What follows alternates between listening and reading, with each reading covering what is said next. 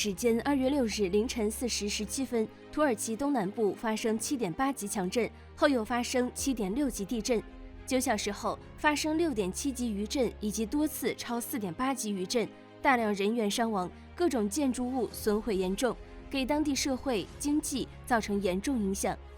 中国第一时间做出响应，除了救援队伍、救援物资，一座来自中国四川造的大桥同样经受了地震考验。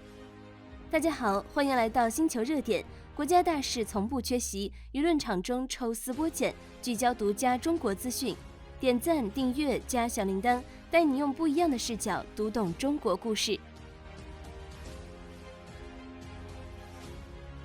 土耳其是世界上地震较为活跃的国家之一，它有96%的领土位于地震带上。横穿土耳其北部的北安纳托利亚活动断裂带是最活跃的一条地震带。除此之外，还有一条东安纳托利亚断裂带，位于土耳其东南部，是土耳其境内的一条主干左旋走滑断裂带。其中，北安纳托利亚断层是地震强大发展的中心点，该断层带长达1200公里，在历史上也出现过强地震。1939年，埃尔金詹8级强烈地震导致该断层长达362公里的地段破裂，之后沿该断裂发生了7级以上强震7次。这一次强烈的地震活动就是这个断层带带来的变化过程。当然，其实这也提醒了我们，那就是未来这个区域仍然存在地震的可能性，只有提前做好地震防御工作才是最关键的。而地震之后，土耳其当地各种建筑物以及住房损毁严重，致使数万人无家可归。但是，来自中国建设的大桥和电站不仅顶住了压力，还为地震救援工作提供了坚实的助力。据小编了解，这座大桥的全称为土耳其1915恰纳卡莱大桥，始建于2020年，投用于2022年3月18日，跨越马尔马拉海西端的达达尼尔海峡，连接欧亚两洲，为双塔3跨悬索桥，双向6车道，桥梁主跨长度为2023米，超越了主跨长度为1991米的日本明石海峡大桥，是当前世界上跨境最大的桥梁。土耳其1915恰纳卡莱大桥的建成通车具有很大的意义和价值。从能源消耗和碳排放角度来说，每年可以为土耳其节约4.15亿欧元，约合人民币30亿元。从时间节省的角度来看，将以往乘轮渡过海峡的约1小时的时间缩短为6分钟的车程。得益于高抗震等级的设计以及过硬的施工技术，这座大桥经受住了持续地震的考验。目前桥体安然无恙，车辆通行一切正常。土耳其大部分领土位于地震带上，主要由北安纳托利亚断裂带、东安纳托利亚断裂带一直地震多发。作为唯一的中资参建企业，蜀道集团所属四川路桥在设计上就充分考虑了地震的影响，抗震等级为10级。施工建设方面，四川路桥承担其中全部的钢箱梁安装工作，安装完成87片钢箱梁，总长3563米，总重约5.81万吨。团队严格执行工艺要求，确保工程质量，为大桥结构安全保驾护航，才使得中国造四川桥经得起各种考验。这一结果不仅仅证明了四川造在施工高抗震等级的大桥方面的技术实力，更是对中国基建企业在国际上的影响力和实力的有力证明。更重要的是，这对于土耳其当地的社会和经济来说也具有重要意义，因为大桥的正常运营为当地的重建和恢复带来了有力支持。此外，这座大桥的设计还遵循了环保原则，沿用了绿色技术，对环境的影响最小。它不仅是一座极富实用价值的交通工具，更是一座能够安全稳定运营的工程奇迹，向全球展示了中国基建在世界舞台上的实力。据地质学专家估算，此次地震释放的能量约等于130枚小男孩原子弹的爆炸能量，可见其威力之巨大。除了大桥，在满目疮痍之中，中国企业为土耳其建造的胡努特鲁电厂也并未受到太大影响。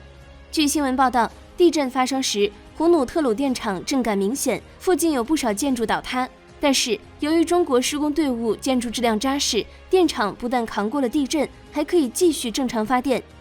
胡努特鲁电厂坐落于土耳其南部的阿达纳省，于2019年正式开工。2022年，该电厂1号机组建成，并顺利投入运行。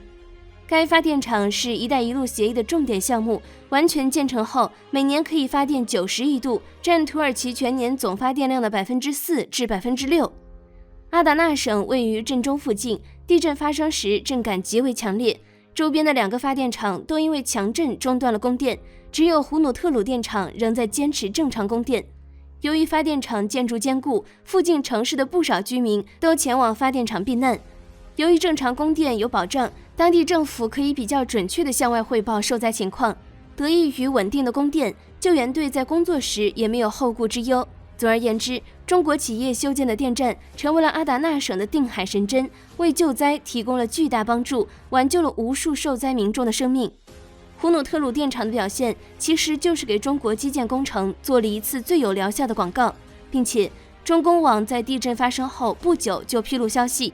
处于该电厂的中国员工正在积极救助周边群众和土耳其籍员工，并且为外籍员工和家属设置了临时住所，并发放了生活物资。近年来，中国积极帮助中东国家新建或升级基础设施，然而以美国为代表的西方国家却频频阻挠。比如，中方成功中标了为阿联酋升级扩建哈里发港的项目，然而美国却声称中方会将该港口作为军港使用，要求阿联酋暂停项目，否则就拒绝向阿联酋出售 F-35战斗机。讽刺的是，最终阿联酋主动放弃了 F-35战机，转而购买了法国的阵风战斗机。这些年来，美国污蔑中国为他国建设的基础设施是军事用途，会威胁国家安全，从而试图阻挠中国有关项目的势力。然而，胡努特鲁电厂和四川造大桥在土耳其大地震中的表现，说明了中国修筑的基础设施不但不会威胁所在国的国家安全，反而会成为所在地的定海神针。在平时可以带来工作岗位和经济繁荣，在灾难来临时则可以活人无数。事实上，除了土耳其外，还有很多国家因为中国的基础设施建设而获益颇丰。2010年，中国帮助苏丹建成了麦洛维大坝，不但给苏丹带来了丰富的电力，还让上百亩土地得到灌溉，从荒芜的戈壁变成可开发的农田。时任苏丹总统巴希尔在建成仪式上动情地说，在尼罗河上建起大坝是苏丹人几千年来的梦想，今天中国兄弟帮我们实现了它。在孟加拉国，中国施工团队修建了跨越恒河的帕德玛大桥。原本孟加拉国人民需要乘坐数个小时的轮渡才能过河，大桥建成后，只需要不到10分钟就能渡过恒河，极大便利了孟加拉国人民的生活，促进了该国经济发展。有经济专家估算，帕德玛大桥为孟加拉国带来了每年1.5%的经济增长。中国施工团队在第三世界国家修筑基础设施是一件双赢的美事。中国通过这些工程锻炼了施工团队，积累了施工技术，赚取了应得的利润，获得了有关国家的好感，而有关国家也得到了发展的机会。原本难以开采的资源，随着中国修建的道路变得唾手可得。原本荒芜的戈壁，因为中国修筑的水坝而成为良田。可笑的是，美国仍然妄图阻止中国帮助其他国家修建基础设施，要么造谣称中国修筑的基建会做军事用途，要么污蔑中国帮助第三世界国家修筑基础设施会使其陷入债务陷阱。不过正所谓桃李不言，下自成蹊。事实证明，中国修筑的基础设施均不是军用属性，与中国合作的国家不但没有陷入债务陷阱，还得到了大量的发展机会。美国的百般诋毁势必会被铁一般的事实所击败，而且美国的信誉也会随着污蔑一次又一次被戳破而破产。好了，今天的影片到这里就结束了。对于中国建筑在抗震中的表现，大家有什么想说的吗？欢迎在下方留言分享你的看法。